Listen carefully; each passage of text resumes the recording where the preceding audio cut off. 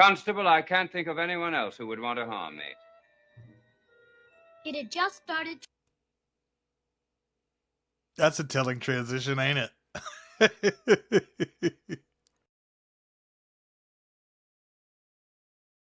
Hello, I am Joel Sharpton, one half of the Articulate Coven, and this is Dark Shadows, episode 23. We are watching through the original supernatural soap opera. If you're joining us for the first time, I would suggest jumping on either at the very beginning or at episode 15. I think that's a great on-ramp point. It's the only one other than the first one that we've had so far. This was a daily soap opera when it debuted in 1966. It ran in reruns. Lots of people have seen it then. I've never seen it before. I love the 90s remake, and we're in the middle of our weekly watch. We do 3 episodes a week. If you're watching this on YouTube, you can get all of them early and ad-free on our Patreon, articulatecoven.com/join. $2 or more a month gets you access to everything we do. Not only this, but our rewatch and reaction of A Wolf Like Me. We've got our regular podcast, Articulate Coven, that covers the worlds of Anne Rice, and our spinoff podcast, Flan Again, which covers the works of Mike Flanagan. Right now, let's get into episode 23 of Dark Shadows. Am I preparing to teach a young boy his school lessons? All right, so we've got David, and I'm guessing we're going to get Victoria in this episode. We talked last episode about the fact that apparently the show was only budgeted for 5 actors per episode, normally anyway, which means that if you see a handful of people, it means you're not going to see some others. It's not that they're getting days off, it's that they weren't budgeted for more than that. So there's no actor number 1, David. And builds and waits to break free. Why is he hiding the magazine? We know what kind of magazine he likes. He likes this car magazine with all the latest details and electron. Oh, wait a minute. It just occurred to me. He would know probably actually what part to take off of his father's car. He took off this, it was like I don't know. It's a little like a valve topper that allowed fluid to leak out, which means that the brakes wouldn't work. And so his father had a car accident. We know that David has the piece that was missing. And it just occurred to me, he was reading this like parts magazine, this mechanic magazine, basically. He probably did actually do the research. God, what a creep. Soap opera's worst door knocker there. Come in, Mr. Carter. I've been waiting for you. Got here as soon as I could, Mr. Collins. New actor. Okay, so first of all, that's 1, 2 with Victoria, 3 is Roger Collins, and 4 here is the constable. We've never met the constable before.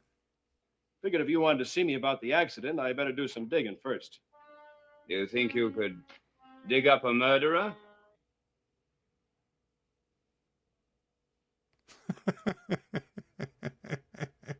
Roger Collins always got a good line, doesn't he? Okay, that was a decent stinger. New actor. I'm always excited for a new character to the show. You know, our town of Collinsport is incredibly sparsely populated so far, 23 episodes in. So you want me to look for a murderer? That's right. Who was killed? Nobody, but I might have been. Now use your phone. Oh, go right ahead. Gonna go straight from you want me to look for a murderer to let me call the office? The brakes in my car were tampered with. Are you sure of that? Yes, I'm positive. A valve had been removed from the car while it was still in the garage. It's not exactly like a faulty traffic light, is it? The bleeder valve. That's what I was looking for earlier, the bleeder valve. And thanks, by the way, to everybody who gave me that feedback that it was actually a part from the car. I was convinced when I saw it first that it was a spark plug. Constable, I can't think of anyone else who would want to harm me. It had just started. That's a telling transition, ain't it? I mean, what was the really worst thing you ever did? Well, let's see. Once I got in a fight with a girl and I gave her a bloody nose. Did you ever try and kill somebody? No, kiddo. You ask her what the worst thing she does, and she's like, I gave somebody a bloody nose. That was the worst thing. Psychopath. My sister has a whim of iron. She's a fine woman, Mr. Collins. A whim of iron? I don't think that's what you meant. I think you meant a will of iron. Boy, this scene was full of like slight line flubs. None major, but like everybody back and forth. There's a lot of dialogue, to be fair. I like Jonas, by the way, just like straight up calling him out. Hey, Roger, I want you to screw up my investigation before it even gets started. But your schoolwork, young man. Miss Winters, will you come downstairs a minute? The constable's downstairs and wants to talk to you. The police? They're in the house? Yes, if you concentrate on what you're doing, Miss Winters will be right back.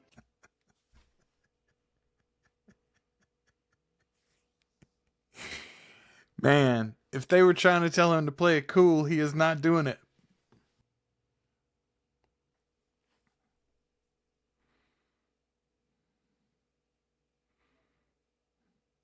We went from suspenseful horn to creepy organ. Suspenseful horn, creepy organ. That's the name of my new band, by the way. We're only doing Dark Shadows covers. He did not focus on his schoolwork, by the way. Now, you saw Devlin several times. Did he ever threaten Mr. Collins in your presence? No.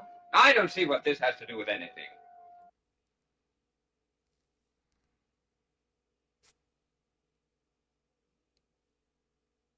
He's trying to investigate the crime that you've accused. Man, rich people be like, but I said he did it, though. The brakes were tampered with. Doesn't that speak for itself? I always figured Devlin to be a hot-tempered man. Yes, but not that Devlin did it. Like, yes, the brakes are tampered with. Okay, great. That's wonderful. First of all, I'm just taking your word for it that that's true at all currently. I'm not saying that Devlin didn't do it. Understand that. I'm just saying it's possible. We better look and see it was probably somebody else who might have done it. I wonder who that somebody else could be. David? Gonna have to off the constable now, David, to get away with it. Tell him to call me back if he gets anything. Tell him to reverse charges. That's right. Quickly, because it just occurred to me that you might not know this if you're watching this and you've never seen this show before, you're a young'un. Reverse charges. He's talking about a collect call there. When we all had landlines, anytime you called out of your little local area, that was a long distance, and it cost a tremendous amount of money.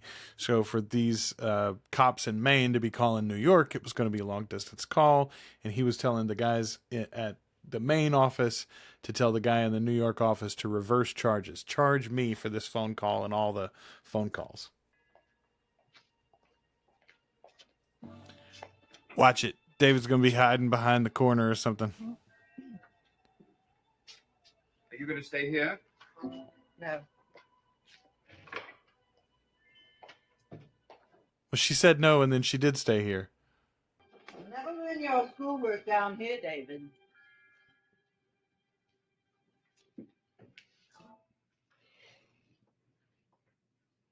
By the way, this is our 5. So we got Liz and David and Roger and Victoria and the constable.